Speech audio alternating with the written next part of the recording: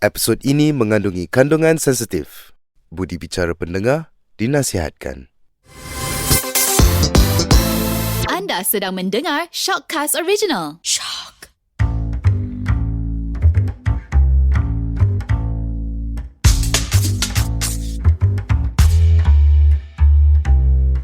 Hai semua, Assalamualaikum. Anda bersama dengan saya Hada. Saya Haidar.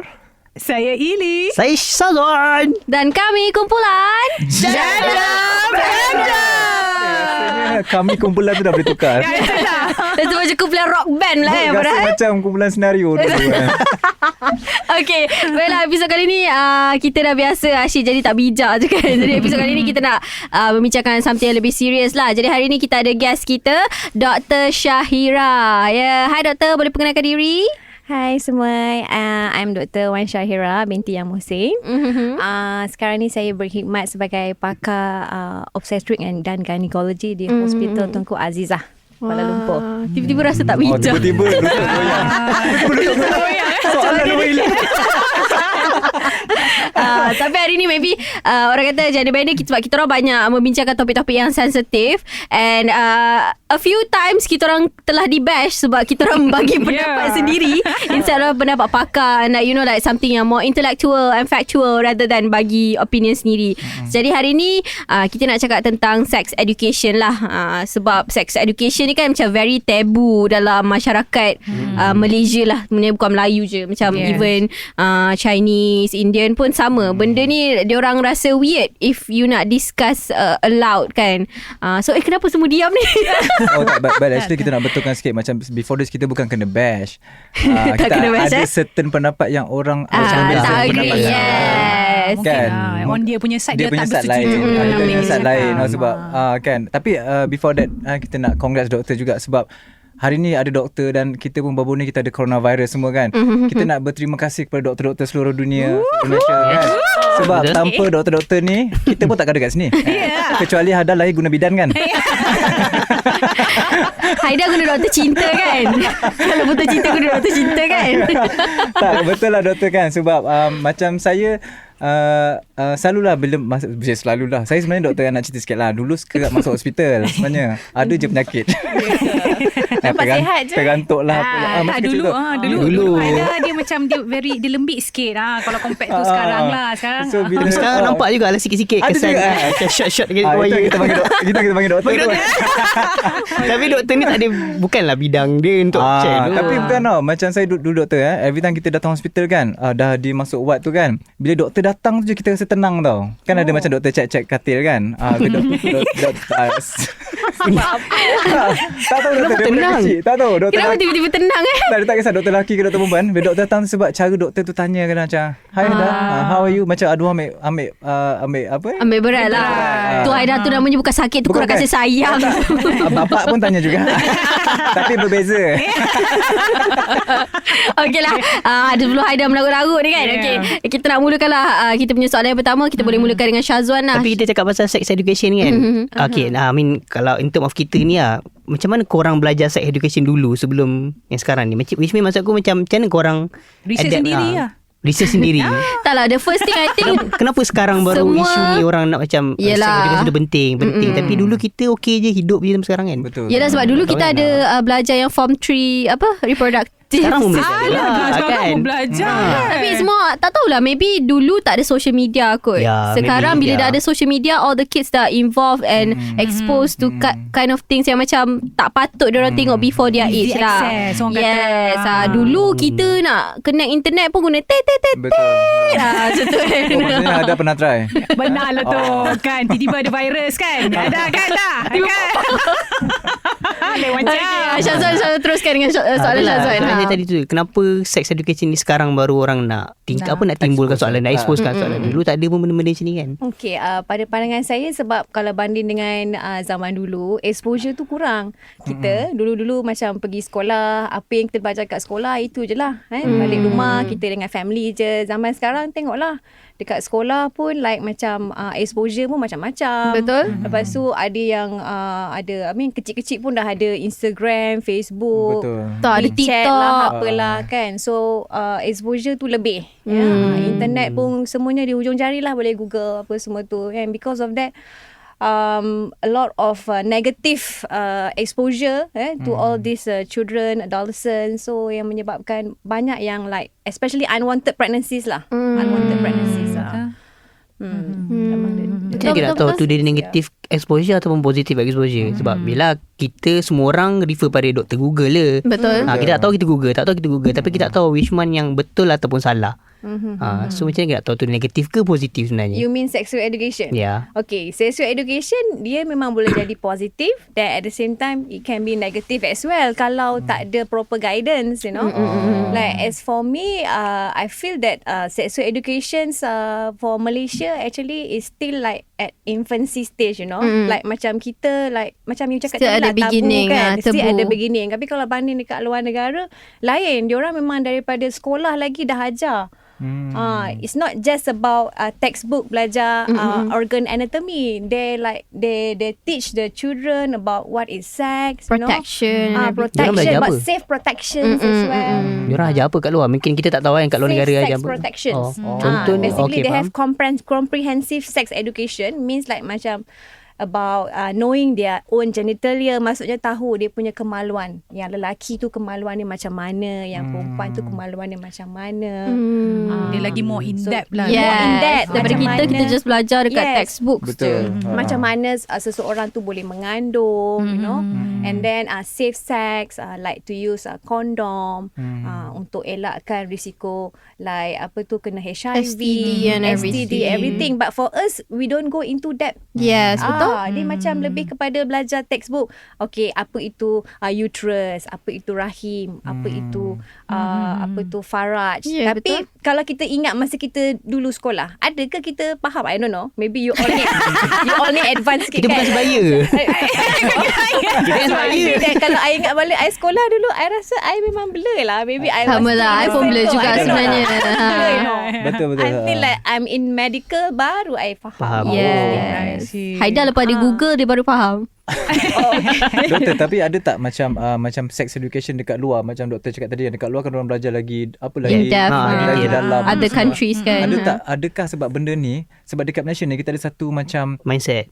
yang macam, contoh kalau anak-anak kita macam anak-anak kita doktor dah kahwin Okay, tak lama lagi. InsyaAllah. Anak ada doktor.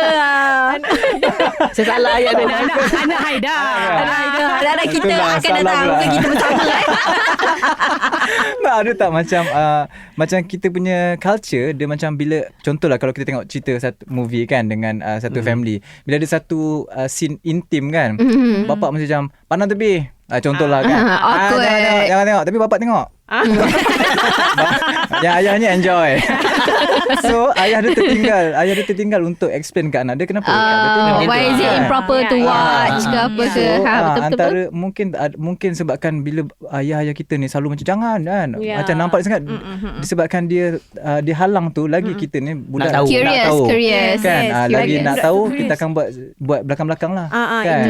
Itu yang sepatutnya kita ubah lah cara tu. Zaman sekarang ni approach kita didik anak tu tak boleh samakan dengan zaman dulu. Betul. Zaman Oh, dulu okey. kan anak kena nak tanya soalan pun kena hati-hati, tak boleh tanya sembarang barang Betul, kan. betul. Sebab sekarang ni lain. Kanak-kanak lebih berani bersuara, dan kita tak boleh like macam block bila diorang tanya. Kita kena cuba explain ikut kepada dia punya level lah. Ikut peringkat umur dia. Betul. Jadi macam Haida cakap tadi kan, sebab mostly kita bukan takut lah, maybe parents tak tahu macam mana nak explain about sex education. Okay, kenapa kita tak buat ni? Sebab mostly kita dalam masyarakat Melayu sendirilah, even dalam family saya sendirilah, kita rasa kita dapat anak tu bila kita dah kahwin baru kita dapat anak. Instead of bila kita ada intercourse dengan orang lain baru kita dapat anak. So macam mana kita nak macam perbetulkan balik mindset budak-budak dan juga everyone lah, untuk tahu yang it's not just with marriage baru you dapat anak, tapi you boleh dapat anak juga di luar marriage. So macam susah sikit kan dalam masyarakat kita nak explain benda tu. Because of religion and everything kan. So macam mana tu kita nak betulkan mindset orang lah. A bit deep tapi macam it's needed lah. An Okay. explanation. Itulah yang pada pandangan I, whatever it is, dia bermula daripada rumah, didikan di rumah. Maksudnya mak ayah tu sendiri. So kalau macam mak ayah tu sendiri mempunyai cara yang betul, maksudnya menunjukkan contoh teladan yang betul kepada anak-anak, definitely anak-anak pun akan mempunyai perangai yang baik-baik jugalah. Tak adalah terlibat dengan aktiviti yang tak baik ni, ya. So bila ada contoh yang baik, insya-Allah ibu bapa tu sendiri dapat didik anak. So anak-anak ni pula macam mana kita nak didik dia? Ya. So whatever it is, kita bermula daripada rumah, yang mana kalau dia masih kecil tu, macam mana kita nak bagi exposure kan? Kita kena ikut pada umur dia jugalah. Kalau macam dia kecil lagi, mungkin start dengan exposure dari segi genitalia. So kita explain dengan diorang yang ni kemaluan lelaki, yang ni kemaluan wanita, macam perempuan tu kita cakap lelaki tak boleh tengok, tak boleh pegang. Kita kena explain daripada kecil. Yelah, like simple terms lah. Simple Betul. according to their understanding, according to their level.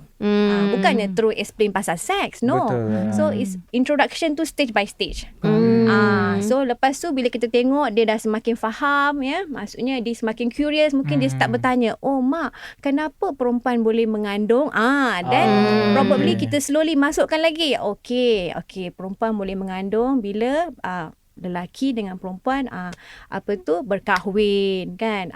Tetapi kalau tak berkahwin pun, kalau lelaki sentuh perempuan boleh mengandung. Sebenarnya kita explain. Jangan like macam jangan tanya sekarang, tunggu you besar nanti baru tanya. If you block like that, budak Lagi ni nak tahu. lagi nak tahu, dia yang akan start Belajar Google. Betul-betul tu nanti the keluar most- all the unnecessary Yes. things. Dan yang paling takut sebab diorang dah hormon semua tu dah berubah, dia dah mula ada rasa keinginan untuk mencuba. Yes, betul. Lepas tu Betul. dapat pula jumpa dengan lelaki yang pandai cakap ayat jiwang sikit. Nak Kan go kerana dia. cinta. Kerana cinta, mengajak dia try. Dan dia tak tahu yang Betul. sebenarnya bila try tu even sekali dia boleh mengandung. Betul. So that's what happen actually. Betul-betul sebab Tapi masyarakat bukan ke kalau kita exposekan diorang awal, diorang lagi nak tahu dan lagi nak cuba. Okey, itulah maksudnya macam mana cara kita expose kan. Tujuan kita expose ni lebih kepada untuk kita bagi dia faham untuk menghargai diri sendiri. Ya, maksudnya macam dia tahu dia perempuan, macam mana kita sebagai seorang perempuan menghargai kita punya maruah kita. Itu ibu bapa kena main peranan. Maksudnya bagi dia confident dengan diri dia, macam mana cara untuk jaga diri sendiri, ya, dan juga jadi orang yang baik lah. Macam tu. Betul. Tapi itulah. Tapi juga kat sekolah kan, sekolah kita ada juga orang macam banter lah about sex education ni tak patut ada. Kan ada orang banter, ada orang nak kira kerajaan nak mewujudkan, kementerian nak mewujudkan sex education daripada sekolah. Tetapi ada ibu bapa yang macam tak bersetuju dengan tu. Maybe in my opinion, I rasa it's needed sebab macam ramai budak-budak yang tak tahu. Even saya sendiri, waktu saya budak-budak pun saya rasa kahwin baru saya dapat anak. Walhal Sekarang dah tahu dah. sekarang dah tahulah. Sekarang bukan budak-budak dah. Tapi kan dah Sebab, tak ada. Jangan gaduh. tak, sebab majority kan macam yang bila kita cakap pasal sex education je, majority parents tak tahulah, most of them yang tak agree dengan benda tu, diorang tak tahu pun apa tu sex education. Yes, betul. Diorang dengar seks je, Dia rasa Dia benda tu dah. salah. Yes, betul Dr. Aida, saya setuju. saya rasa bijak hari ni. Ya. Saya ada Dr. Haida dah nampak lain hari ni. Tapi saya tak tanya berapa Dr. Haida, saya dah tanya berapa Dr. Syaira. Okay. Sebenarnya sex education ni bukan seks. Seks, yeah. Sex education ni berkait dengan kesihatan dari segi reproduktif. Maksud saya kat sini kesihatan dari segi penjagaan peranakan sebagai seorang perempuan. Maksudnya kalau dia seorang perempuan, macam mana dia jaga kemaluan dia supaya dia tak dapat jangkitan kuman, mungkin bahagian peranakan dia, macam mana dia nak jaga. So maksudnya kalau dia memilih juga untuk melakukan hubungan suami isteri, ya, dengan adanya comprehensive sex education, dia tahu untuk pakai kondom, make sure pakai kondom supaya dia tak dapat jangkitan kuman. That is better rather than tak pakai. You see? So that's one thing, because bila dia dapat jangkitan kuman, banyak masalah boleh berlaku in future. Ya, like boleh dapat selain daripada HIV, boleh dapat what do you call that, jangkitan kuman peranakan, we call it pelvic inflammatory disease, yang akhirnya menyebabkan mengganggu kesuburan in future. So benda-benda macam tu kita boleh explain kepada kanak-kanak ataupun remaja. Bila dia orang faham, dia orang akan rasa takut. Kan? The problem is they don't understand. Yes, dia rasa macam best je Dia kan. rasa macam fikir best saja kan.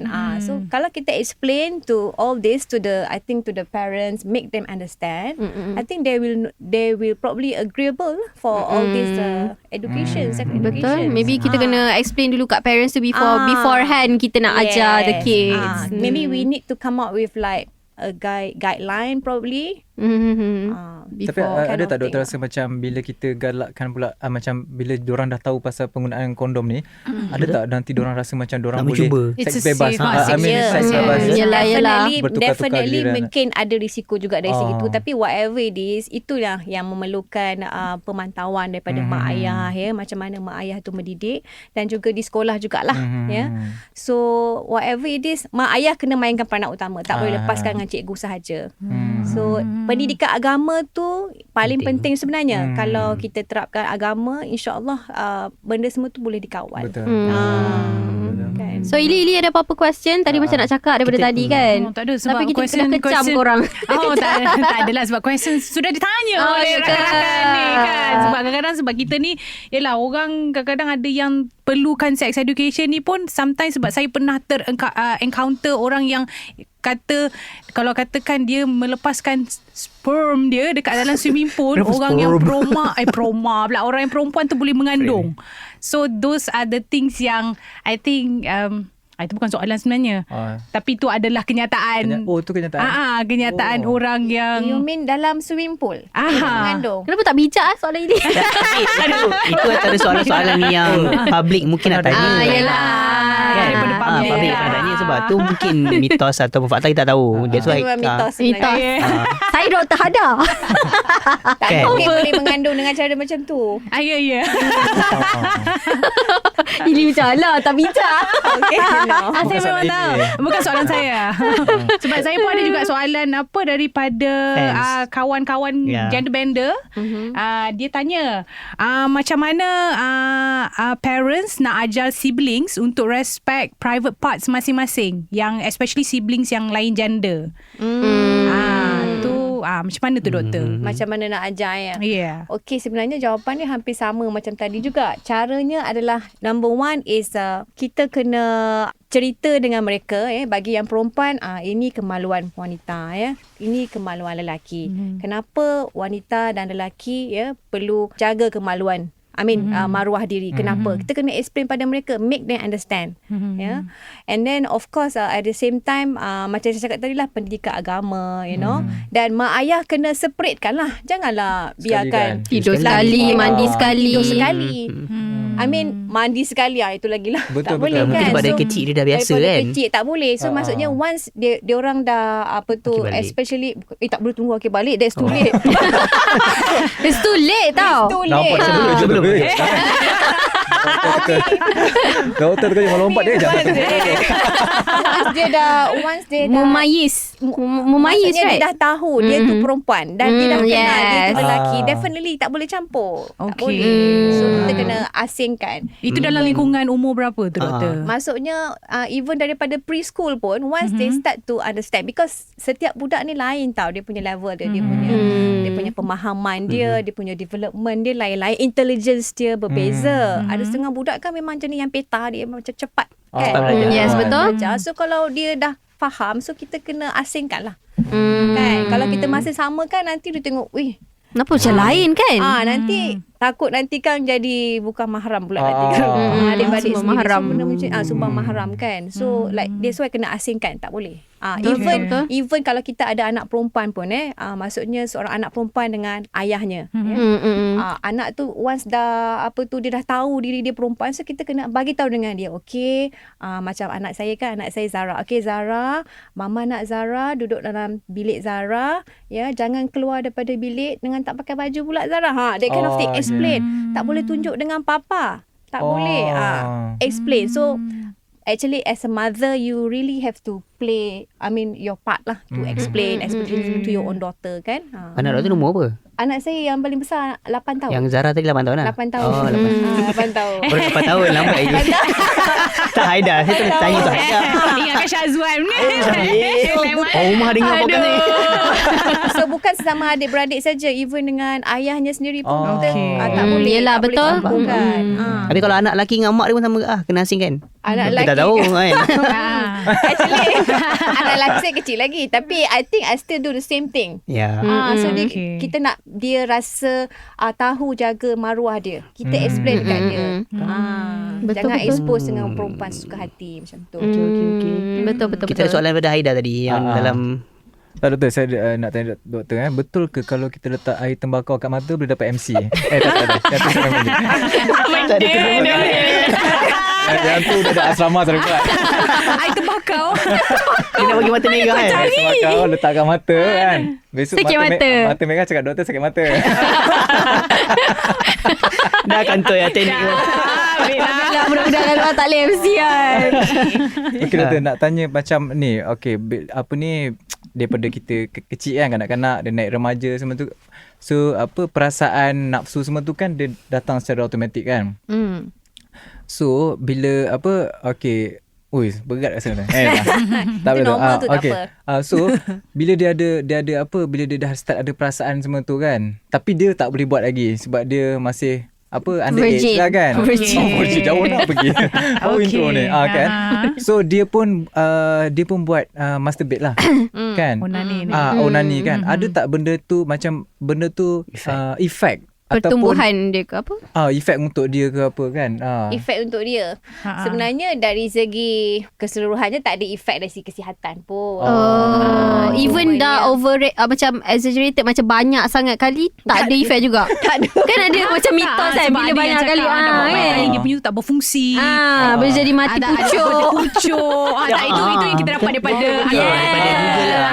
So nak tahulah dia punya ni is ada myth Kalau ataupun macam tu orang yang dah kahwin lama tu mati pucuk lah. Bila dia sendiri Ada lah. orang yang ada lebih daripada seorang isteri. Okey, faham. Lega Haida.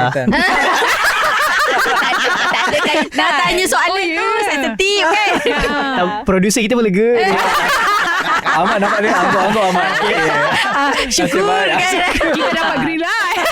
Tak, mungkin doktor boleh terangkan sikit pasal tadi tu. Memang tak ada ke atau ada sikit kesan ke? Dia tak ada kesan dari segi kesuburan lelaki itu sendiri ataupun dari segi kesihatan lelaki itu sendiri pun. Tapi kalau dari segi Islam sebenarnya tidak digalakkan lah. Kalau yang beragama Islam lah. Dengar kan? tu. Dengar emak dia. Itu dari segi Islam. Medik dia. Betul lah. Dari segi perubatan tak ada isu. Even banyak sangat guna pun macam bukan orang kata sperm count. Tidak banyak sangat guna Tidak, apa. tidak. Sebab Nak tahu juga tu. Sebab kalau seorang lelaki tu memang dia normal lelaki, dia ada testis, Okay. berfungsi dengan normal, dia akan boleh hasilkan lagi. Sebab itu ada yang umur 60 pun berkahwin masih boleh dapat anak juga untuk lelaki. Betul. Jadi, Maksudnya- so dia takkan berkurang. Maksudnya ini menunjukkan yang lelaki ni, perempuan ada menopause, lelaki tak ada tempoh tu. Okay, definitely dari segi tempoh kesuburan ada berkurang. Yang mana selepas umur 60 tahun selalunya kalau lelaki lewat sikit. Lelaki dia lepas 60 baru dia mungkin berkurang sikit Dia dari slow segi down, kualiti sperma, jumlah sperma dia. Dia berkurang tak bermaksud tak ada kan. Maksudnya dia ada je. Cuma boleh dia berkurang. ada lagi. Cuma memang ada keadaan tertentu yang mengganggu kesuburan lelaki. Maksudnya ada yang muda pun dah berkurang kesuburan. Ada. Tak semestinya umur dah lanjut. Ada keadaan tertentu. Kalau yang Tapi berkurang bukan sebab banyak keluarkan air bukan. tak ada kaitan. So kalau yang berkurang tu dari segi apa? Adakah segi pakaian ke? Sebab ada mitos kata macam handphone pun boleh menyebabkan kualiti sperma berkurang. Okey. Ataupun betul sebab maybe radioaktif ke something tu lah. Even dia boleh efek dengan breast cancer lah. Ada yes. boleh je tu. Okay. Is it Dia betul? kalau untuk lelaki tu kalau letak direct benda yang panas. Sebab handphone kan kalau kita guna lama kan dia agak Ya, heat okay, dia faham, kan. ya. Atau laptop ke. You put on your macam Dengar tu Aida. ni kan. Jangan buat kerja Tak boleh malam. taruh direct dekat bahagian kemaluan tu lah. Tapi kalau kita ada Panas. alas not advisable as well. Oh, ya. Kena Dia dia ada jauh lah. Kena buat direct dekat- hit. Benda Arab mah. Taruh atas meja lah. Kenapa nak taruh sini juga? Kalau sebenarnya dia orang letak phone dekat poket macam mana doktor? Phone dekat poket. Phone kat poket. Benda macam tu. So macam mana tu? Definitely not also advisable sebab Kena bawa takut dia handbag lah punya korang. hit tu. Ya, maybe kena bergaya-bergaya. Handbag kot. Aida boleh start pakai man handbag. Man clutch.